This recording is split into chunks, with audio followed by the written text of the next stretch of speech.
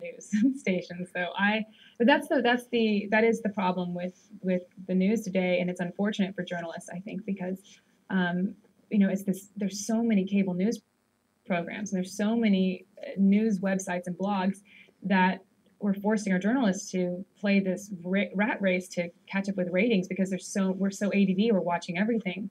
But that's why I end up watching I watch every single news channel for one story, because I try to get all the information, because nowadays people just try to get out information, so we don't really trust our news journalists as much because they're just throwing out information as soon as they get it.